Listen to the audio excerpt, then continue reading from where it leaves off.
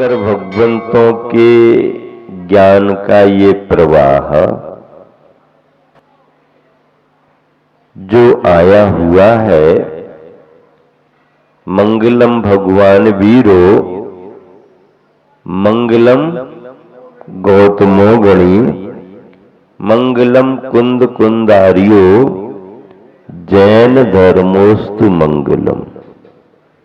सर्व मंगल मांगल्यम सर्व कल्याण कारकम प्रधानम सर्वधर्माणाम जैनम जयतु शासनम। कितनी बढ़िया बात कही, जैनम जयतु शासनम। जिनेंद्र भगवान का शासन जयवंत रहे। शासन तो जिनेंद्र भगवान का होता है, हम और आप सब तो उसका अनुकरण करने वाले हैं। शासन किनका है? शासन जिनेंद्र भगवान का है। शासन में जिन लगा हुआ है। क्या लगा हुआ है? जिन लगा हुआ है। शासन में जिन लगा है, जन नहीं लगा है। जन जन की वाणी अलग है। जनवाणी सामान्य मानी जाती है, उसमें कोई प्रामाणिकता नहीं रहती है। जनवाणी सामान्य वाणी है, जनवाणी नहीं। जिनवाणी की बात कर रहे हैं। कौन सी वाणी की बात कर रहे हैं? जिनवाणी की बात कर रहे हैं। जिनवाणी का मतलब है जिनेंद्र भगवंतों की वाणी। अब जिनेंद्र भगवंतों में तीर्थंकर भी जिनेंद्र होते हैं, सामान्य केवली भी जिनेंद्र होते हैं, लेकिन जो केवल ज्ञानी है उन्हें ही हम जिन अथवा जिनेंद्र कहते हैं। इसलिए तो अभिवादन जो हमारा किया जाता है एक दूसरे के लिए, उसमें ऐसे ही सिद्धांतों को ध्यान में रख करके संबोधन उच्चारण होता है। संबोधन उच्चारण क्या? जय जिनेंद्र। आपने अगर किसी से जय जिनेंद्र कहा तो वो समझ जाएगा ये जैन बंधु है। क्या समझ जाएगा? जैन बंधु है। जिनेंद्र शब्द की पहचान जैनियों से है, जैनियों की पहचान जिनेंद्रों से है। जय जिनेंद्र, हम अपने भगवान का स्मरण करते हैं, भगवान का स्मरण करते हैं। साधर्मी बंधुओं से तो जय जिनेंद्र किया ही जाता है। कभी कभी अपनी पहचान बनाने के लिए हम अपने व्यवहारी अजैन बंधुओं से भी, और साहब उन्होंने कुछ कहा, अपन ने कहा जय जिनेंद्र जय जिनेंद्र, वो समझ जाते जैन साहब है। पहचान बना के रखना पड़ती है।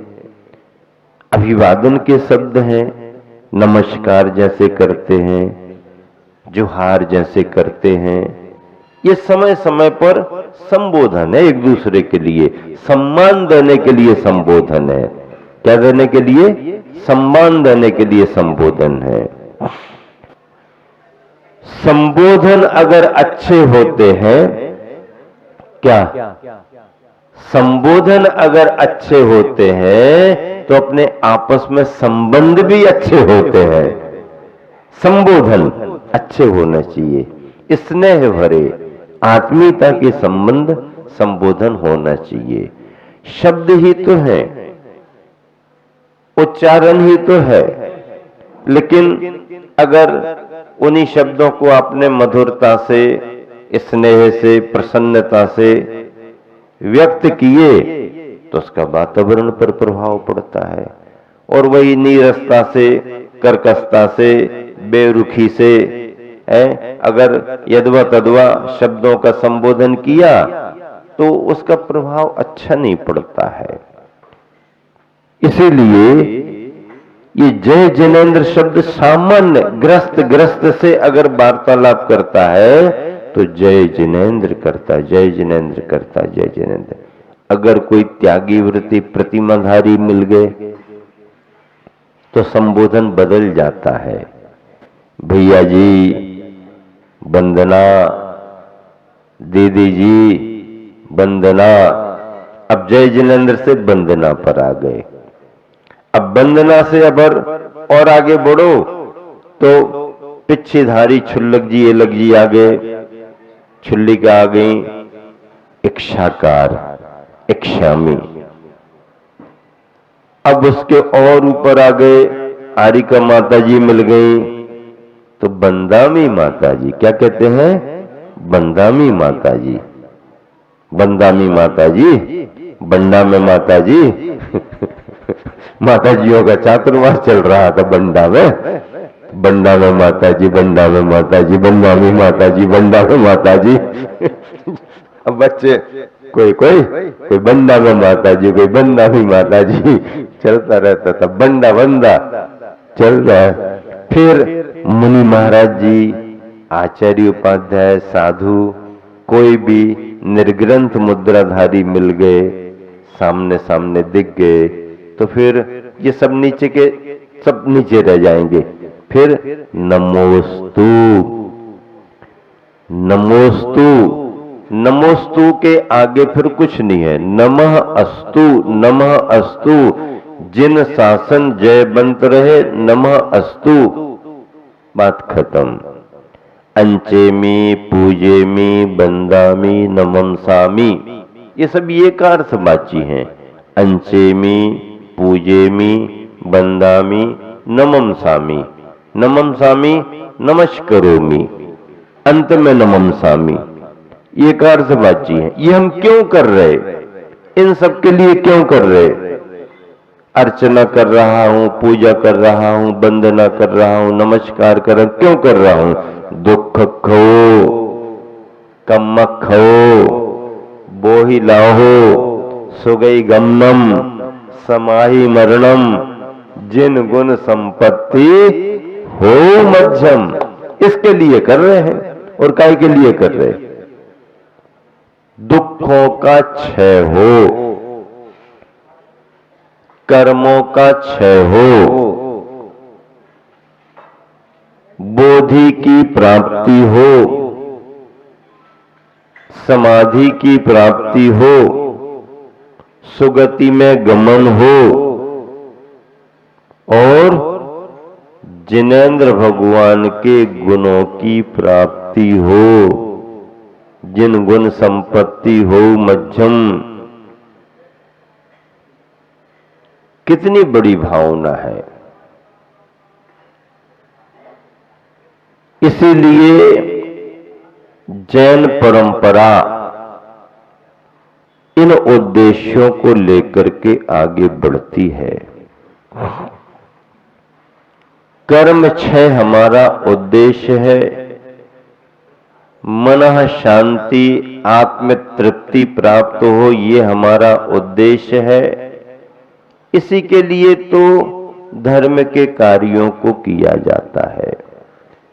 गृहस्थ अपनी भूमिका में रह करके गृहस्थी के योग्य कर्तव्यों का पालन करता है। देव पूजा, गुरु उपासना, स्वाध्याय, संयम, तप, दान अपनी भूमिका में रह करके करता है। मुनिजन अपने आवश्यकों के लिए, अपनी दिनचर्या के लिए अपनी भूमिका के अनुसार करते हैं। प्रयोजन क्या है सबका? गृहस्थ अपने घर परिवार में रह करके अवृत्ति हो या वृत्ति हो, सम्यक दृष्टि है तो परमार्थ का लक्ष्य लेकर के चलता है, अर्थोपार्जन करता है, अर्थ का संग्रह करता है। अर्थ का संग्रह करेगा ही करेगा, क्योंकि अभी उसके साथ अर्थ पुरुषार्थ लगा, लेकिन अर्थ का संग्रह करते हुए भी और परमार्थ को भूलता नहीं है, बल्कि परमार्थ के लिए ही अर्थ का संग्रह कर रहा।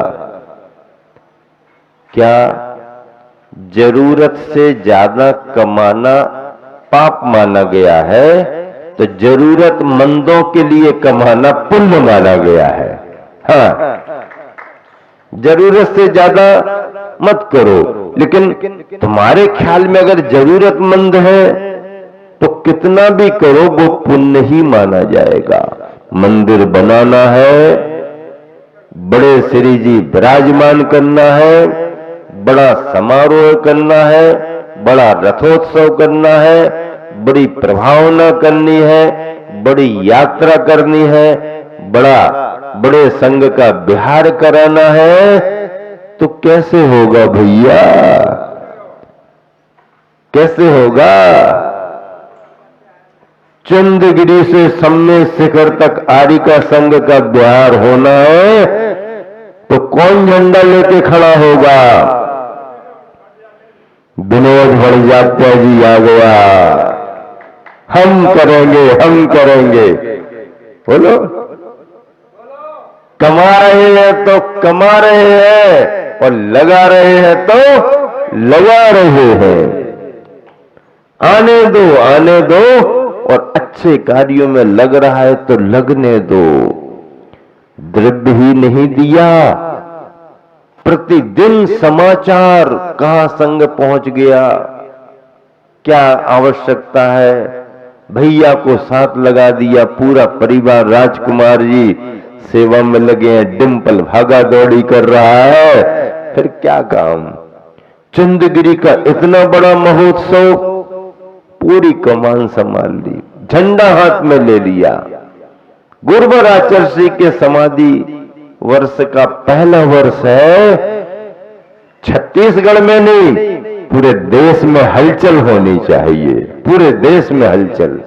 इतना बड़ा समारोह संपन्न हो गया, सम्मेद शिखर की यात्रा संपन्न हो गई,